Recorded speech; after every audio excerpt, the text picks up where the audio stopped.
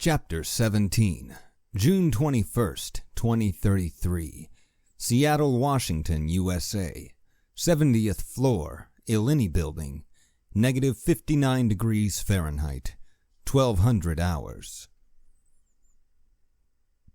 Tracy stepped into the office. I watched her walk casually in, wearing the same light jacket as before. My jaw hit the ground as she appeared, and I noticed she was not even rosy-cheeked. I stood from the table I sat at with Linda and Eddie. I began to walk toward Tracy. She beamed at me, something she had never done before. Jessie was beside me a moment later, once again showing her preternatural boss skill to know when something was up. We approached Tracy, examining her. She stood there just inside the airlock. "Tracy, you're back! Where have you been?" I finally managed to say. I was still getting over the shock of her sudden appearance. We had forgotten her, written her off as dead. Every trip for the last week had kept an eye open for any evidence of her. Nobody had found anything. "Yes, I am back. So good, it was a little chilly out there. Strange, you seem to have changed quite a bit in the last few minutes," she replied. "Few? No, you've been gone way longer than a few minutes." No, I remember distinctly that Gino and Hillary had their little accident and one of you told me to run for help. So I came straight back here." She frowned. "How did you beat me back up here? Why do you have a beard? You didn't have a beard an hour ago." "That's what I'm trying to say," I started before Jessie cut me off.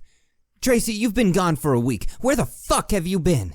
Jessie was near to blowing, her temper rising with the carefree nature of Tracy's responses. In fact, her whole temperament was so different from what I remembered. The more I thought about her sudden appearance, the more I grew freaked out. The hairs on my neck and arms stood fully upright. "Jessie, language, so unfitting for such a filthy mouth on such a pretty woman." "Answer the fucking question, Tracy," Jessie growled. "I was climbing the stairs. Like I said, as soon as the floor collapsed, I ran back here. You're not making any sense. There's no way I was climbing the stairs for a whole week. That's all you remember?" Tracy's smile faltered for the smallest fraction of a second. "Why, yes, of course. I was climbing the stairs, then, well, I suppose my flashlight failed for a moment. I was wrapped in darkness. Then it came back on, and I was right outside the door. I must have made my way up the stairs. That's when I walked back in. Like I said, only minutes." Tracy turned the smile back to maximum. My head started to ache something fierce. I could hear something at the very limit of detection, a barely perceptible mosquito-like whine. I put a hand up to my temple, rubbing it. Jessie appeared to be doing the same, though Tracy continued with her 1,000-watt smile. "Excuse me, if it's okay, I would like to use the little lady's room." Jessie grunted, waving her farther into the office. I found the pain distracting. I couldn't make sense of it. The headaches were too frequent. "Headache for you too, Jess?" She nodded. The pressure in my head started to relent. "Must have been the cold air from outside the office," I offered as an explanation. "Yeah, weird how that happens." "Anyway, I'm picking up an extra shift on watch. I'm going to get ready. Talk later?" She nodded and wandered away. I headed to the kitchen to grab a bottle of water, then sat with Linda and Eddie again. "Was that Tracy I just saw?" asked Linda. "Yeah, she seems okay. No idea how she managed out there for a week. My head is killing me, though. I think I'll go lay down until it's time for my shift on watch." Linda looked me over. "All right, Dante. Drink that water and make sure you set an alarm." I stood back up and trudged to my tent. I slugged back the water and felt the headache ease a little. I lay down, one arm over my head. What seemed to be only a moment later, my watch started to quietly chirp. I silenced the alarm. I rolled out of the sleeping bag and dressed. Then I grabbed my heavy jacket and left the tent. Larry was at one of the tables, setting the rotation for the day. I approached and sat down near him. "Dante, you're on first rotation, lobby." With that, he was done giving instructions to me, warm and cuddly all the way through, that guy. I headed through the airlock and opened the door, allowing a gust of freezing cold air in. My eyes watered from the frigid blast, droplets immediately hardening into beads of ice that broke off as I blinked. Thankfully, the rest of my skin was well covered. The air outside the office had to be nearly 20 below zero. I didn't even want to think about the temperatures outside the building. "Yo, my turn," I said as I stepped into the lobby. "Anything happen? Weird noises?" I looked around the deserted lobby. "Hey, where are you?" I poked my head into the office across the lobby, but it also was deserted, save for rubble from our office. Mounds of computers, monitors, and broken bits and bobs were scattered around the floor. I played my flashlight around the whole room just to be sure. There was nobody in there, and nothing was moving. Stumped, I headed to the fire stairs. I tried the western stairs first. "Yo!" My voice echoed back, but otherwise there was no sound. I tried the eastern stairs, the one we usually used. "Hey, anybody in here?" Again, nothing but my own voice and dead silence. I stepped back to the lobby door and pushed it open. It stuck for a moment, probably from the cold. I knew the electromagnetic locks no longer worked with no electricity to power them.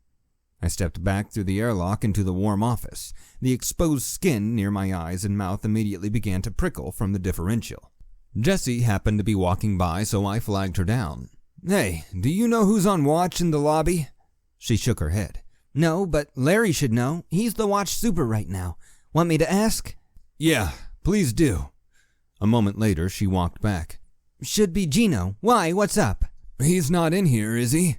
"Do you hear him?" she asked in a deadpan tone. "Fair enough. He doesn't seem to be out there." "Okay, just go look around again, and I'll send Larry out if we can't find him. He's pretty responsible, so I can't imagine he walked away for a nap." I nodded, and she left to look around. I headed back out into the frigid air of the lobby. I passed the next 10 minutes wandering the lobby. I headed into the office across from ours again, where I picked my way around the pile of debris. A moment later, I stood at the windows, gazing out at the streets far below. The watch had started issuing binoculars for each watchman. I had left my pair in the empty office for anybody to use. A chair was set up near one of the full-length windows. I sat and gazed out at the dead world beyond the windows. The clouds had finally started to disperse over the last few days. The permanent darkness was great for me because of how sensitive my eyes were to light.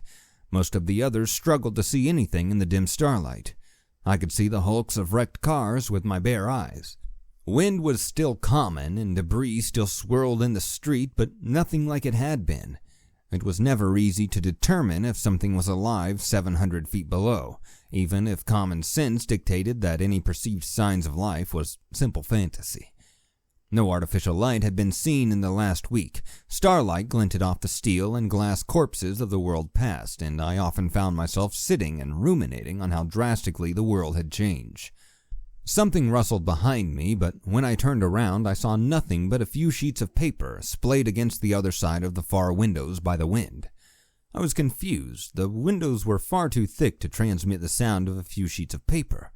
I ran my flashlight over the room, but saw nothing out of the ordinary. When I turned back to the windows directly in front of me, starlight nearly blinded me. I craned my neck to look up toward the sky, but the bit I could see didn't have any exceptionally bright stars. Then the light caught my eye again. I searched the skies for a moment before I inevitably started looking lower. The light flashed a third time, and my eyes were drawn to the source. Across the street, a few hundred feet away, I saw flashlights. They were waving around in a room some 40 stories below me. I excitedly grabbed the binoculars to look closer.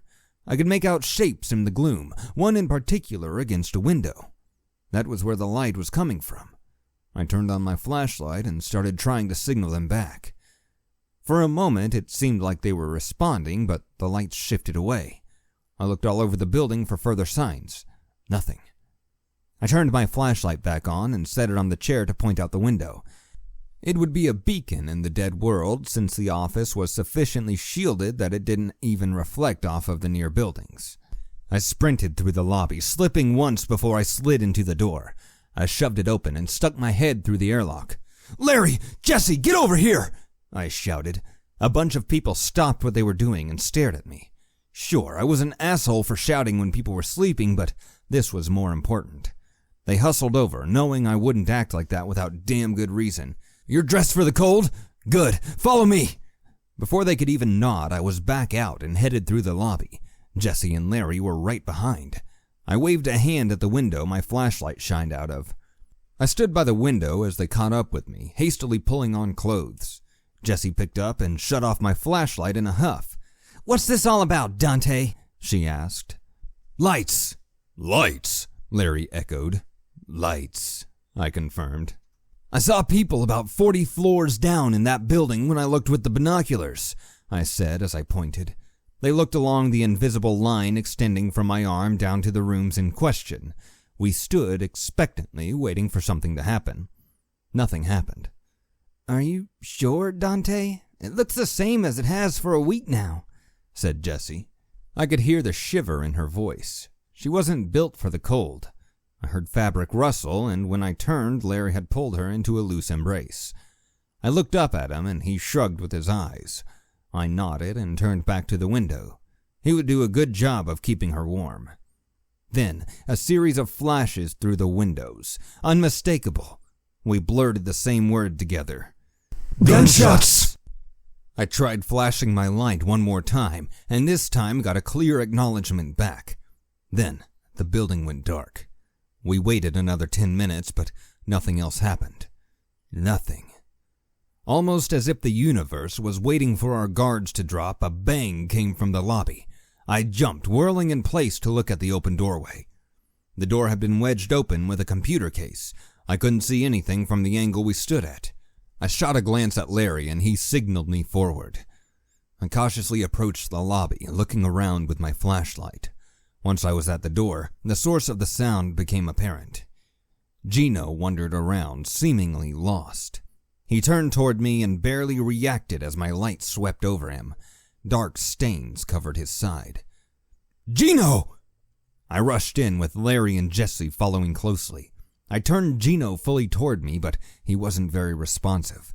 Larry gently shoved me aside to look Gino over. "Gino, look at me, buddy. Jesse, go get some warm water started for him. He's in shock. Dante, go grab a towel to cover him up. We'll wait for you in the airlock." Jesse and I both ran back to the office. The situation was surreal. Tracy reappeared, and a few hours later, Gino is somehow covered in blood and in shock. Jesse immediately went to the kitchen area and started heating water on one of the stoves. I headed to the supply room and looked for towels.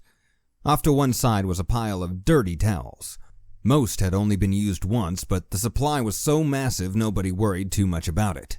I snagged one that was dry and smelled relatively clean. I looked toward the kitchen area as I walked back to the airlock. Jessie was still working on getting the water heated. I saw her grab a mug and put something in it. Tea, probably. The air slapped me as I walked through the flaps into the airlock. My eyes stung in the cold air once again, and I handed the towel over to Larry, who wrapped it around Gino's shoulders. They walked past me and waited at the airlock. I made sure the lobby door was closed, then squeezed around Gino and Larry to the airlock flaps. I held them open as Larry guided Gino through. "Brandon, lobby duty!" Larry barked. People jumped because he could really get some volume. Brandon started to get dressed for the cold. I walked over to Jesse's former office. "Hey guys, we need the office for a little bit. Can you clear out for now?" There were two others in the supply room, one of whom surprisingly was Tracy. They both nodded and walked through into the main office. Once Larry and Gino were in the office, I lowered the blinds on the window and shut the door. A minute later, Jesse walked in with a plate full of steaming mugs of tea.